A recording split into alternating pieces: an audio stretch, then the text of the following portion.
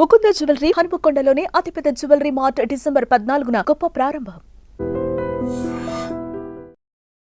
Senior నటులు legendary actor Mohan Babu గారి ఇంట్లో జరిగిన వివాదం పూర్తిగా ఇప్పుడు టాక్ ఆఫ్ ద టౌన్ అయిపోయింది.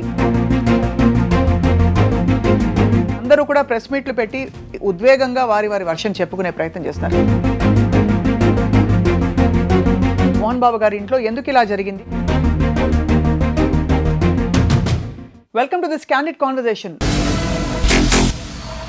రాజులకు కూడా కష్టాలు వస్తాయా అంటే మనకి చాలా కథల్లో మనం విన్నాం. అనేక మంది సంతానం ఉండే రాజుల రాజ్యాల విషయంలో, ఆస్తుల పంపకాల విషయంలో మనం ఎన్నెన్నో ఎగ్జాంపుల్స్ వింటూ ఉంటాం. ఇవాళ రాజును ఎందుకన్నానంటే మనకు అందరికీ సుపరిచిత సీనియర్ నటులు లెజెండరీ యాక్టర్ మోహన్ బాబు గారి ఇంట్లో జరిగిన వివాదం పూర్తిగా ఇప్పుడు టాక్ ఆఫ్ ద టౌన్ అయిపోయింది. అందరూ కూడా ప్రెస్ మీట్లు పెట్టి ఉద్వేగంగా వారి వర్షన్ చెప్పుకునే ప్రయత్నం చేస్తున్నారు. కానీ మానవ సంబంధాలు, సామాజిక కోణాలు, క్రమశిక్షణ ఇవన్నీ చెప్పే మోహన్ బాబు గారి ఇంట్లో ఎందుకు ఇలా జరిగింది, దీనికి పరిష్కారం ఏంటి, కథ సుఖాంతం ఎలా అవుతుంది? కృష్ణకుమారి గారు అందరికీ సుపరిచిత సోషల్ యాక్టివిస్ట్ అండ్ విశ్లేషకులు మనతో ఉన్నారు. నమస్కారం అండి. నమస్కారం. కృష్ణకుమారి గారు, నిజంగా బాధాకరం అండి. అవును, ఇది అంటే తండ్రి కొడుకుల మధ్య వచ్చిన ఈ చిన్న వివాదం బాగా పెద్దదైపోయింది. అసలు ఎందుకు అంటే గతంలో మనం ఇలాంటి ఎగ్జాంపుల్స్ చూసామా? అంటే లెజెండరీ యాక్టర్స్ ఎన్టీఆర్ గారు కావచ్చు, మనకి అక్కినేని నాగేశ్వరరావు గారు కావచ్చు, అనేక మంది సంతానం ఉన్నా కూడా ఎక్కడా ఇలాంటి విభేదాలు రాలేదు మనకు తెలిసి. రాలేదు. వాళ్ళు ఏంటంటే ఎక్కడికక్కడ ఎవరిది వాళ్ళకి కనెక్టింగ్గా పెట్టకుండా, కంబైన్డ్ ప్రాపర్టీస్ పెట్టకుండా ఎవరిది వాళ్ళకి ఇచ్చేశారు. సో ఎవరి దాంట్లో ఎవరు ఇన్వాల్వ్ అవ్వాల్సిన అవసరం లేదు. ఒక అన్నపూర్ణ స్టూడియో గురించి చెప్పుకుంటారు, అది అందరికీ ఉంది వాటా అని. అందరూ కలిసి దాన్ని విడదీయలేరు కాబట్టి అందుకే ఎన్టీఆర్ గారు చిన్న చిన్న స్టూడియోలు కట్టి అంటే ఏదో చేశారు. ఎవరు మాట్లాడరు. అందరికీ అలా కుదరదు. అందరికీ ఎందుకు కుదరదు అంటే జీవితం చాలా తత్వభరితమైంది. ఎంత ఉద్వేగభరితమైందో అంత తత్వభరితమైంది కూడా. ఉద్వేగం ఎక్కువైనా ప్రాబ్లమే, తత్వం ఎక్కువైనా ప్రాబ్లమే. ఇప్పుడు చిన్న వయసులో తత్వం వచ్చిందనుకోండి, చేయాల్సినవి చేయరు. వయసు పెరిగిన తర్వాత ఉద్వేగం ఎక్కువైంది అనుకోండి, మనశ్శాంతి ఉండదు. అవును, మోహన్ బాబు గారి విషయంలో ఇదే జరిగింది. సింపుల్గా మాట్లాడుకుంటే, ఇందాక మీరు చాలా చెప్పారు అందరి తీర్పులోని ఏవేవో ఆయన ఎక్కడైనా వివాదాలు వస్తే పరిష్కరించేటట్లు. అవును, నిజమే. అందరికీ శకునం చెప్పే బల్లి కుడితిలోనే పడుతుంది. అలానే అయ్యింది.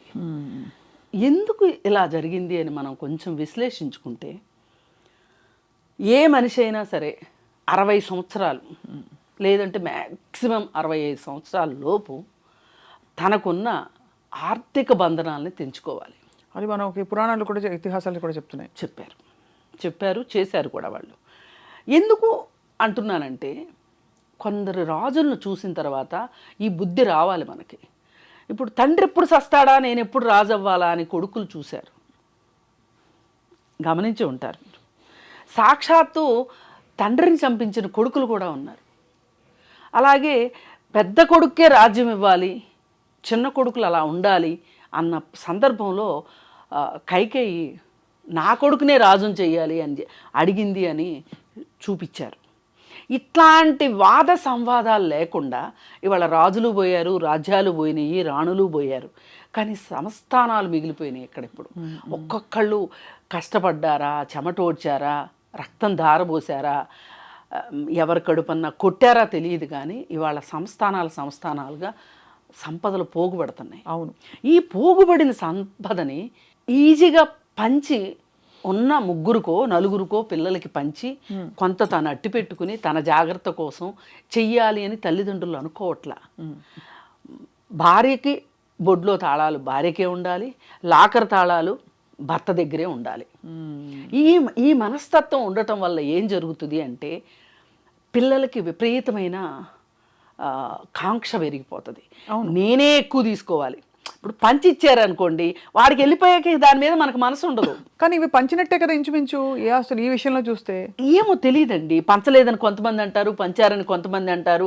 మరి పంచితే ఇంకెందుకు? ఇప్పుడు మనోజ్ అక్కడ ఎక్కువ పెత్తనం జరిగిపోతుంది, విష్ణు అక్కడ ఎక్కువ పెత్తనం చేస్తున్నాడు అనే మాట ఎందుకు వస్తుంది? విష్ణు మరి మనోజ్ ఎందుకు మాట్లాడతాడు? నాకు అర్థమైనంతలో పంచలేదు. పైగా ఆయన తన అజమాయిషీ కిందనే ఉండాలి అనుకున్నట్లు ఉన్నాడు. ఇప్పుడు విష్ణు కూడా అదే చెప్తున్నాడు, నాన్నగారు ఉన్నంత వరకు కదిలించడానికి వీల్లేదు. ఈ నాన్నగారు ఉన్నంత వరకు కదిలించడానికి వీల్లేదు అంటే ఈ లోపు వీళ్ళు తిండి తినకుండా సావాలా? మనలో మాట. ఇప్పుడు ఆస్తులు ఉండేది ఎందుకండి? ఎంజాయ్ చేయడానికి, అంటే కరిగించుకుని తినమని కాదు నా ఉద్దేశం. అవి మనకు ఉన్నాయన్నే దన్ను ఉండాలి, అవసరమైతే వాడుకోవడానికి కూడా పనికి రావాలి. అసలు డబ్బు అంటే ఏంటి? ఒక ఇంధనం. మన కారులో పెట్రోల్ అయిందే కారు నడుస్తుందా? కారు దాకా వెళ్ళొద్దండి. మన పొట్టలో బ్రేక్ఫాస్ట్ పడకపోతే లంచ్కి ఎంత వెంపర్లాడతాము. అంటే ఇప్పుడు ఇక్కడ చూస్తే పరిస్థితి మనం స్పెసిఫిక్ గా మాట్లాడుకుంటే ముగ్గురు బయటికి రాలేదు, ఒకరే బయటకు వచ్చి అన్నారు. అంటే ఒకరికి ఇవ్వక ఇద్దరికి ఇచ్చారనా? ఎందుకంటే వాళ్ళిద్దరూ అనుభవిస్తున్నారు. అయితే కొత్త కోడలు వచ్చిన తర్వాత బహుశా తనకి జరగవలసినంత మర్యాద ఇంట్లో జరగలేదని చెప్పి విడిగా వెళ్ళిపోదాం అనుకున్నారా మనోజ్ గారు? అంటే పెళ్ళికి ముందే వీళ్ళిద్దరికి ఏదో ఒక విషయంగా బయటే ఉన్నారు వాళ్ళు. అవును, బయట ఉంటే జూబ్లీ హిల్స్లో ఎక్కడో ఉండేవాళ్ళు వాళ్ళు. నేను వాళ్ళిద్దరిని కూడా నాకు కొంచెం పరిచయం ఉంది వాళ్ళిద్దరితో, భార్యాభర్త ఇద్దరితో, మనోజ్ వైఫ్ తోటి. చాలా హ్యాపీగా ఉన్నారు వాళ్ళు, మంచిగా లైఫ్ లీడ్ చేస్తున్నారు. అమ్మాయి ప్రెగ్నెంట్ అయింది. మరి బంధుమిత్రులు ఇచ్చిన సలహా మేరకు ఆ అమ్మాయికి తల్లిదండ్రులు లేరు, మీ తల్లిదండ్రులు ఒంటరిగా ఉంటున్నారు, అన్న చూస్తే దుబాయ్ వెళ్ళిపోయాడు, అక్క చూస్తే బొంబాయి వెళ్ళిపోయింది, నువ్వు కొంచెం ఉండొచ్చు కదా అని సలహా ఇచ్చారు. నా భార్య కూడా ఒప్పుకుంది. అందుకని మేము అక్కడికి వెళ్ళాము, అక్కడ ఉన్నాము. అంతకుముందు కూడా అక్కడే ఉండేవాడు, పెళ్ళికి ముందు ఆ ఇంట్లోనే ఉండేవాడు. పెళ్లి తర్వాత మరి విడిగా ఉండాలనా లేకపోతే మోహన్ బాబు నా దగ్గర వద్దన్నాడా ఏదో కానీ వాళ్ళు బయట ఉన్నారు కొన్నాళ్ళు, కానీ మళ్ళీ వచ్చారు, ఇక్కడే ఉన్నారు. ఏది ఏమైనా మౌనికా రెడ్డిని అంత యాక్సెప్ట్ చేయలేదనేది మటుకు వాస్తవం. అలాగే ఎందువల్ల యాక్సెప్ట్ చేసి ఉంటారని మీ అంచనా? అంటే ఇది రాజకీయ మొదటి భార్య, మనోజ్ మొదటి భార్య విష్ణు భార్య తాలూకు చుట్టాలమ్మాయి. ఆ అమ్మాయికి విడాకులు ఇచ్చే విషయంలోనే మోహన్ బాబుకి ఇష్టం లేదు. అవును, విడాకులు ఇవ్వద్దు అని చెప్పి పరువు పోతుందనో లేకపోతే ఇంకోటో ఆయన ఒక భార్య చనిపోతే ఇంకొక భార్యని చేసుకున్న అనుభవం వల్ల కానీ ఏదన్నా కానీ వద్దు అని చెప్పాడు. ఈ అబ్బాయి కాదు అని విడాకులు ఇచ్చాడు.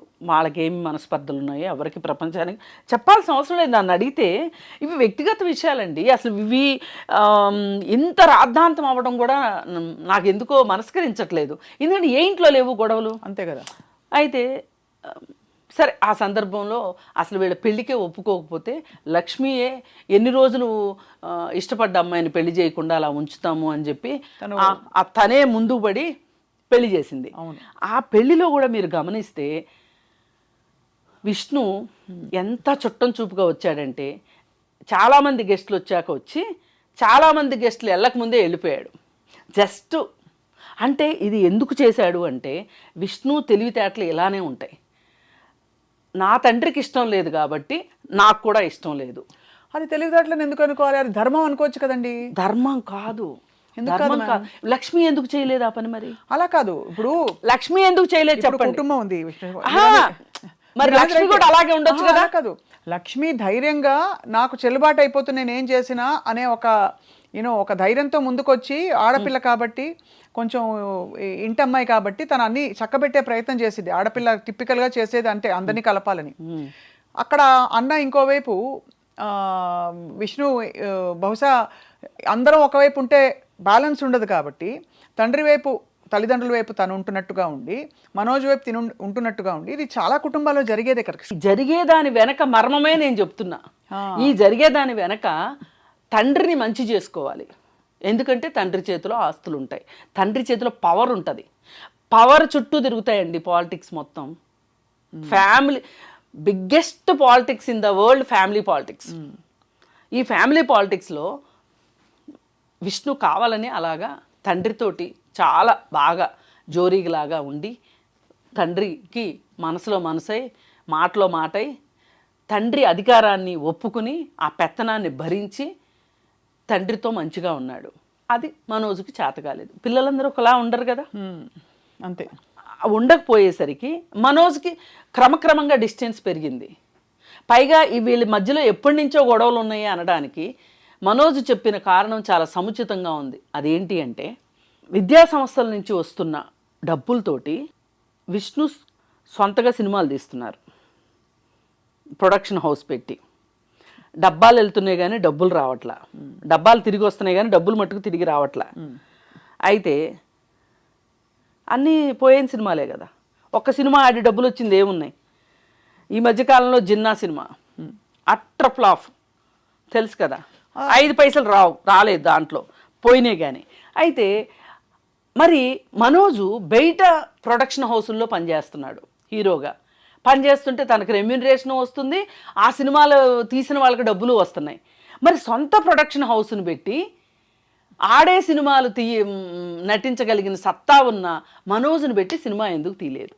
విష్ణుని పెట్టే ఎందుకు సినిమా? అంటే మీ ఆంతర్యం ఏంటంటే ఒకళ్ళని తక్కువ చేసి ఒక కొడుకుకి ఎక్కువ ప్రాధాన్యత ఇచ్చారు అనేది తేట తెల్లం అవుతుంది. కానీ ఒకటి రవికుమార్ గారు, అంటే ఇక్కడ మీరు అన్న పాయింట్ నేను సవినయంగా స్వీకరిస్తూనే, మనకి పురాణాల్లోనే కనిపిస్తుంది కదండి, పురాణాల్లోనే ఇటువంటి ఉదాహరణలు ఉన్నాయి శ్రీరామచంద్రుడికి.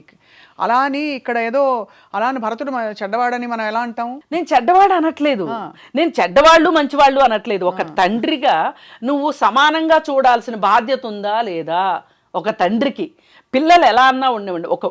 ఇద్దరు పిల్లలు ఉన్నారండి, ఒకళ్ళు చాలా సెల్ఫ్ సఫిషియెంట్గా చాలా బాగుంటారు. ఒక అబ్బాయికి అనారోగ్య కారణాల వల్ల కావచ్చు, లేకపోతే అతనికి తెలివి తక్కువ వల్ల కావచ్చు, ఒక పిల్లవాడు లోలో ఉన్నాడు అనుకోండి, పెద్దవాడిని కూర్చోబెట్టి, అరే నాన్న నీ తమ్ముడు ఇలా, నీ అన్న ఇలా ఉన్నాడు, పరిస్థితి ఎలా ఉంది, అతన్ని కూడా మనం పైకి తెచ్చుకోవాలి అని మాట్లాడి చేయాల్సింది పోయి నువ్వే డిఫరెన్స్ చూపిస్తుంటే వాళ్ళ మధ్యలో వైషమ్యాలు పెరగవా? ఖచ్చితంగా వైషమ్యాలు ఏ కుటుంబాల్లో ఉండకూడదు, ఒప్పుకుంటా. ఎన్టీ రామారావు గారు ఇప్పుడు ఆయనకి 10 మంది సంతానం కదండి, ఎంతమంది బాలకృష్ణ గారు అంత పాపులర్ అయ్యారు? మరి ఆయన అందరికీ ఏదో ఒక రకంగా ఏదో ఒక రంగంలో, సినిమాటోగ్రఫీలో ఒకళ్ళకి, ప్రొడక్షన్లో ఒకళ్ళకి, యాక్షన్లో ఒకళ్ళకి, కుటుంబ వ్యవహారాలకు సంబంధించి ఒకళ్ళకి, ఇప్పుడు రామకృష్ణ అనే ఆఖరణ ఉంటాడు, అతను అందరు కుటుంబ సభ్యుల ఆర్థిక వ్యవహారాలు విషయంలో అతను చూసుకుంటాడు. ఒక ఆయన ఉన్నాడు, ఆయన సినిమాటోగ్రఫీ చేస్తారు. అవును, ఇట్లా ఉన్నారు. అక్కడ ఇప్పుడు ఎవరైనా వచ్చి బయటకు వచ్చి మాట్లాడింది లేదు కదా, నేను అనేది అది. ఇప్పుడు ఇక్కడ ఎందుకు అయ్యింది ఇంత అంటే, మనోజ్కి ఎందుకు ఆ ప్రాధాన్యత ఇవ్వలేదని మనం మీ విశ్లేషణ లేదు, కొంతమంది అభిప్రాయం లేవు కదా. నాకు అందరూ నన్ను అల్లారు ముద్దుగా నిన్ను పెంచాను, అందరికంటే ఎక్కువ నీ మీద ఖర్చు పెట్టి పంపించానని స్వయంగా తండ్రి గారు అన్నారు కదండి. కాదు, నీ మీదనే ఎక్కువ ఖర్చు పెట్టాలనుకున్నాను, నిన్ను చదివిద్దాం అనుకున్నాను, కానీ నువ్వు చదువుకోలేదు అన్న పక్కన ఒక ఫిల్ ఇన్ ద బ్లాంక్ ఉంది. నీకే ఎక్కువ ఖర్చు పెట్టి చదివిద్దాం అనుకున్నాను కానీ నువ్వు చదవలేదు అనేది ఫిల్ ఇన్ ద బ్లాంక్. అంటే అసలు ఆ వీడియో మొత్తంలో మీరు ఆశాంతం గమనిస్తే బిట్టు ఆత్మస్తుతి, పరనింద, ఈ మొత్తం విషయానికి మనోజే కారణం, నేను ఏమాత్రం కారణం కాదు, విష్ణు ఏమాత్రం కారణం కాదు అన్నట్లుంది. ఇది వింటే ఒకవేళ మనోజు మనసు మార్చుకుని ఒక చోట కూర్చుని అక్రాస్ ది టేబుల్ ప్రశాంతమైన వాతావరణంలో కూర్చోవాలి అని అనుకుంటే కూడా అతను వెనక్కి వెళ్ళిపోయేటట్లుంది ఆ వీడియో. ఇప్పటికైనా నువ్వు నష్ట నివారణ చర్యలు చేపట్టాలి అంటే కొన్ని మాటలు మాట్లాడకూడదు. అవును, విష్ణు కూడా అదే మాట్లాడుతున్నాడు. మనోజ్ చేసిన దానికి నా తండ్రి చాలా తక్కువ చేశాడు అని మాట్లాడుతున్నాడు. నువ్వు కాదు ఆ మాట అనవలసింది, మోహన్ బాబు అనాలి. నువ్వెందుకంటావు? ఇప్పుడు అసలే మీ ఇద్దరికి గ్యాప్ ఉంది, ఈ గ్యాప్ను ఫిల్ చేయాల్సిన మోహన్ బాబు గారి గ్యాప్ను ఫిల్ చేయకపోగా అది ఏదన్నా కానివ్వండి ఆ గ్యాప్ పెరుగుతా వెళ్తుంది. ఇప్పుడుకైనా సరే, ఇప్పుడు లక్ష్మి ఎందుకు ఏమీ మాట్లాడుకోకుండా వెళ్ళిపోయింది? ఇది నా వల్ల కాదు అనేది ఆమెకు అర్థమైపోయింది, ఇది నా కప్ ఆఫ్ టీ కాదు అని అర్థమైంది ఆమెకి, వెళ్ళిపోయింది. నా వల్ల కాదు అనిపించింది. గతంలో పరిష్కరించిన తనే పెళ్లి విషయం అప్పుడు, ఇప్పుడు ఈసారి తను ఏమి ఇంకా కుదరని పని అని వైదొలగడం అది ఓకే అంటే ఎవరి బాగోగులు. కానీ ఇతను వచ్చిన దగ్గర నుంచి ఇంకొంచెం ఎక్కువ రాజుకుంటుంది తప్పితే ఇతను ఇచ్చే స్టేట్మెంట్ల వల్ల విష్ణు గారు ఇచ్చే విష్ణు ఏది ఏమైనా ఇది మా కుటుంబ వ్యవహారం, మేము తేల్చుకుంటాము అంతే కదండి అనేసేసి ఊరుకుంటే బాగుంటుంది. ఇప్పుడు మోహన్ బాబు గారు కూడా ఆ ఆడియో రికార్డు పంపించిన దాంట్లో ఎక్కడా కూడా ఆయన ఒక్క తగ్గమని నేను అనట్లా, కానీ కోపంలో ఉన్న కొడుకుని మచ్చిక చేసుకోవాల్సిన అవసరం అయితే తల్లిదండ్రులకు ఉంటుందండి. అది ఏ వయసు అయినా కానివ్వండి, అది తల్లిదండ్రులకు మాత్రమే తెలిసిన విద్య. అది అంటే ఒక వయసు అయ్యాక కృష్ణకుమారి గారు తల్లిదండ్రులే పిల్లలు ఈడొచ్చిన పిల్లలు చెట్టంత కొడుకుని ఊరికే అంటారండి. అవును, అవును. కొడుకులు పెద్ద అయ్యాక కొడుకులు కావచ్చు, కూతుర్లు కావచ్చు, ఇవాళ రోజుల్లో వాళ్ళ జీవితాలు బాగోగులు వాళ్ళు చూసుకుంటూ ఎక్కువ అందులో మనకి చట్టపరంగా చూసినా కూడా కష్టపడి సంపాదించిన ఒక ఆస్తిలో, కష్టార్జితంతో సంపాదించిన ఆస్తి ఎవరికి కావాలంటే వాళ్ళు ఇచ్చుకోవచ్చు. అవును, అది ఉంది చట్టపరంగా చూస్తే. ఇక సామాజిక సోషల్ నైసిటీస్ అంటారా, ఎవరి బాధ్యతలు వాళ్ళు తెలుసుకోవాలి, ఎవరి దారి వాళ్ళు వెళ్ళినప్పుడు ఖచ్చితంగా దాని పర్యవసానాలు కూడా అదే విధంగా ఉంటాయని అర్థం చేసుకోవాలి కదా. అట్లా కాదు, మోహన్ బాబు గారిని అనమనండి, ఈ ఆస్తి నేను సంపాదించాను, నా ఇష్టం వచ్చినట్టు చేసుకుంటాను, పిల్లికో కుక్కకో పెట్టుకుంటాను అనే మాట అనమనండి. ఆ మాట అంటే జనాలు ఏమనుకుంటారో, కొడుకును కాదని ఊరోళ్ళకి ఇస్తావా అంటారు. ఇప్పుడు రతన్ టాటా సొసైటీకి చేశారు, అలాగే అజిం ప్రేమ్జీ చేశారు, శివనాడార్ చేశారు, ఇంకా చాలామంది ఉన్నారు చేస్తున్న వాళ్ళు, ప్రపంచవ్యాప్తంగా చేస్తున్న వాళ్ళు కూడా ఉన్నారు. కానీ వీళ్ళందరూ ఏం చేస్తారు అంటే, వాళ్ళకి పిల్లలు అంటూ ఉంటే వాళ్ళకి ఇవ్వదలుచుకున్నది వాళ్ళకి ఇచ్చేసేసి తను పెట్టుకున్న దాన్ని ఇలాంటి ఫిలాంథ్రఫీకి వాడతారు. అలా చేస్తారు. కానీ అసలు మీకు నేను ఏమి ఇవ్వను, నేను మొత్తం కుక్కకో పిల్లికో పెట్టుకుంటాను అని మట్టుకు అనరు. ఎందుకంటే అరే కన్నాడు కదా, సంపాదించాడు కదా, పిల్లలకి ఇవ్వాల్సిన బాధ్యత లేదా అంటారని చెప్పి పిల్లలకి ఇవ్వడానికే మొగ్గు చూపుతారు. తల్లిదండ్రులను చూసుకొని పిల్లలకు కూడా తల్లులు ఆస్తులు ఇస్తున్న రోజులు ఇవి. ఎందుకు అంటే సమాజానికి భయపడి, సమాజం ఏమనుకుంటుందో అని భయపడి. ఆ మాట మట్టుకు మోహన్ బాబు గారు అనడు, ఎందుకంటే మళ్ళీ ఈ చెడ్డ పేరు ఎక్కడొస్తుందోనని. కానీ పిల్లల ముగ్గురిని సమానంగా చూసే విషయంలో, ఆస్తి పంచే విషయంలో కానీ, ప్రేమాభిమానాల విషయంలో కానీ ఎక్కడో ఒక ఇంబ్యాలెన్స్ అయితే ఆ ఇంట్లో నడిచింది అనేది అర్థమవుతుంది. పైగా ఇంకొకటి, అన్నిటికన్నా చాలా ప్రమాదకరమైన వ్యాఖ్య విష్ణు చేసింది. ఏ వినయ్ వల్ల అయితే ప్రాబ్లమ్స్ వస్తున్నాయి అని మనోజ్ అన్నాడో అతని గురించి మంచి సర్టిఫికెట్ ఇచ్చాడు. ఇది మనోజు ఏదైనా ఒక మనసు మార్చుకుని, సరే మా అన్నయ్య, సరే మా నాన్న, నాకు అన్యాయం జరిగినా నేను సరిపెట్టుకుంటాను అనే ఉద్దేశంలోకి మనోజు వద్దాము అనుకున్నా కానీ ఇలాంటి డేంజరస్ స్టేట్మెంట్స్ వల్ల అతను ఇంకాస్త గట్టిపడతాడు తప్పితే మెత్తపడడు. నో ఖచ్చితంగా ఏదేమైనా కృష్ణకుమార్ గారు, ఇప్పుడు రూల్స్, చట్టం, అలాగే న్యాయ వ్యవస్థ ఇవన్నీ ఇంకోవైపు, సామాజిక బాగోగులు, మంచి చెడులు అన్నది అది వేరే అవుతుంటుంది. మీ కోణంలో ఉండేది ఒక కోణం ఉంటుంది. నేనేమంటున్నానంటే, ఇప్పుడు వినయ్ అనే అతను అవుట్ సైడర్, ఎవరెన్ని మాట్లాడుకున్నా మనము అవుట్ సైడర్స్మి. అవును కదా, మరి అలాంటప్పుడు వినయ్ని వెనకేసుకు రావడం ఏంటంటారు? వినయ్ని వెనకేసుకొస్తే అసలు మనోజ్ వ్యతిరేకిస్తుందే ఈ వినయ్ని. ఇది కొంచెం గ్యాస్ లైటింగ్ అవ్వదు? ఇప్పుడు మనం ఇవాళ ఏ పరిస్థితిలో ఉంది ఆ కుటుంబం, ఎవరైనా సరే తగ్గి అసలు ముందు ప్రపంచానికి వార్తలను ఇవ్వడం మానేయాలి అనే ఒక పరిస్థితిలో ఇవాళ ఆ కుటుంబం ఉంది. నేనైతే ఈ విషయానికి మటుకు చాలా బాధపడుతున్నా. ఎందుకంటే ఏ ఇంట్లో గొడవలు లేవు, అందరిళ్లలోనూ గొడవలు ఉన్నాయి. కానీ ఇలా మొత్తం మీడియాకి ఎక్కుతున్నాయా? ఒక సెలబ్రిటీ అనే హోదా ఎంత ముళ్ళ కిరీటమో ఇప్పుడు అర్థమవుతుంది. అవును, మరి ఈ పరిస్థితుల్లో దీని నుంచి ఎంత త్వరగా బయటపడాలి అనే ఒక ఆతృత ఉండాలి. ఇంకా గొడవలు పెంచుకుందాం అనే దానికన్నా ఎంత తొందరగా, అసలు ఇప్పుడు వినయ్ అతను ఒక ఎంప్లాయీ, అంతకంటే అతని గురించి కామెంట్ చేయడానికి లేదు అని ఉంటే అయిపోయిండేది. అంతే కదా. అలా అనకుండా ఏ మనోజు ఎవరి గురించి అయితే మాట్లాడుతున్నాడో అతను నువ్వు వెనకేసుకొస్తున్నావు అంటే అతను నువ్వు ఒకటే అనే కదా అర్థం. అవును, నేనేమంటున్నానంటే కుటుంబ వ్యవస్థని కాపాడుకోవటం కానీ, కుటుంబాలని కాపాడుకోవటం కానీ చాలా కష్టతరమైన విషయం. ఒక బిజినెస్ని విజయవంతంగా నడపచ్చు, కానీ ఒక కుటుంబాన్ని విజయవంతంగా నడపటం చాలా కష్టం. ఎందుకు అంటే వాళ్ళ ఒక బిజినెస్లో బయట వ్యక్తులు ఉంటారు, వాళ్ళతో మనకి ఏ విధమైన అటాచ్మెంట్స్ కానీ ఏ విధమైన ఎక్స్పెక్టేషన్స్ ఉండవు, భావోద్వేగాలు ఉండవు. కానీ కుటుంబం అనేసరికి ఇవన్నీ ఉంటాయి, భావోద్వేగాలు ఉంటాయి. వీటిని కాపాడుకోవాలి అంటే హ్యాండిల్ విత్ కేర్ ఉండాల్సిందే. తప్పకుండా హ్యాండిల్ విత్ కేర్. కానీ ఏదేమైనానండి, ఎవరి కోణం వారిది కృష్ణకుమారి గారు. ఇందులో మీరు చెప్పిన కోణాలు కొన్ని కరెక్టే అయినప్పటికీ ఇక్కడ ఏంటంటే విషయం, ఇది చాలా సున్నితమైన విషయం. అల్టిమేట్గా వాళ్ళందరూ కలుస్తారు. కలవాలి కూడా. మనం ఎంత కామెంటరీ ఇచ్చినా కూడా కలవాలి, కలుస్తారని ఆశిస్తాం కదండి.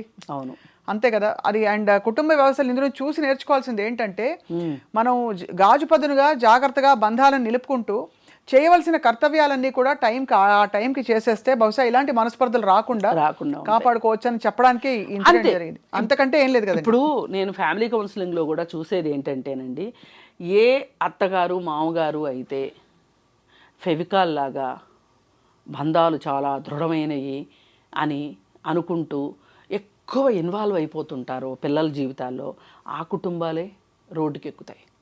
ఎవరైతే నా పాత్ర అయిపోయింది